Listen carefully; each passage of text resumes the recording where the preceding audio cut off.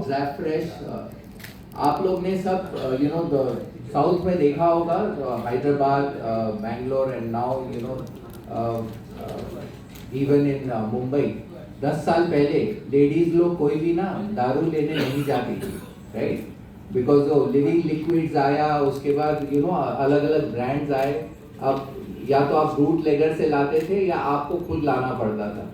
उसी तरह आप 10 साल में देखोगे कि मीट शॉप में जाके कितने लेडीज जाके आज अपने घर की लेडीज जाके शॉपिंग कर सकती है, नहीं कर सकती है. सो वो पूरा अनऑर्गेनाइज मार्केट. मैं आपको अगर बताऊं, इंडिया में आज के दिन 38 करोड़ अंडे रोज सुबह खाए जाते हैं, 13,700 टन चिकन रोज खाया जाता है, राइट? तो मार्केट तो इतना बड़ा है. It is like 95% still organised, and ये सिर्फ 5% ऑर्गेनाइज हुआ है. उसमें DSM Fresh is also a play.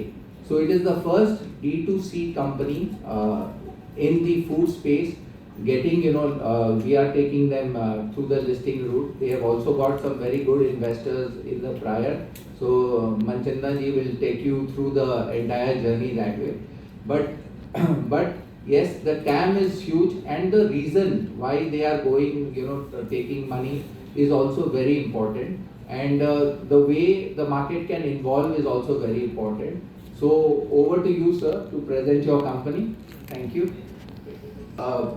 Corporate video of the company, so that will help you visualize how the company looks at. Thank you guys for coming on a rainy day.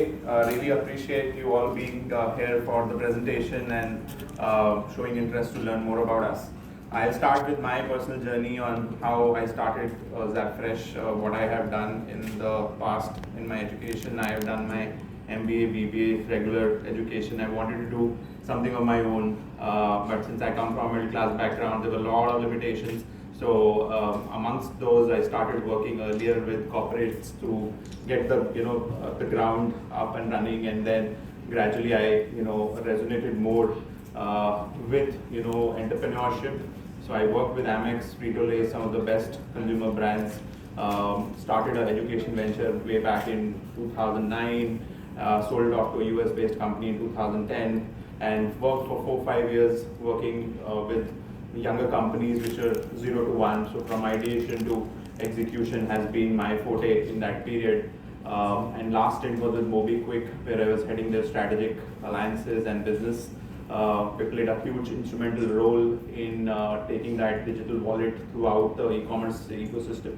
And during that time only, when the e-commerce and grocery ecosystem was bustling with, Pickbasket and Grofers, which is Blinkit today, Swiggy, all of these brands were setting and scaling, is where I found, during a conversation with the founder of Blinkit, the opportunity in the meat as a category, where they were facing a lot of challenges dealing with local, meat shops who were not very reliable to give them the standardized produce which an online new age customer was expecting.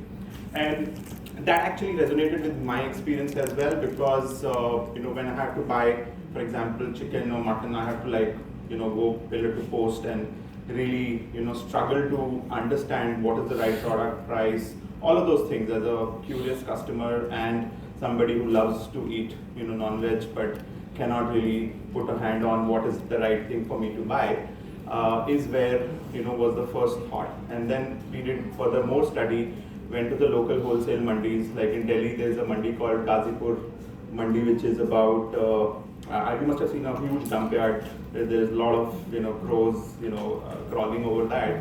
So that's where the meat is also cut, and all the 5 stars are buying everything what is coming from that dump yard. And that was horrific, and I was sure that this is the stuff which nobody wants to eat. So it is just a matter of time. Somebody will come, disrupt, and really innovate the category. So we started our 2015 operation from NCR, and that's where very humble start. And we wanted to learn the supply chain of the business, which took us about 2 to 3 years. That realizing that we have to really not only work at the customer end but also at the supply chain end.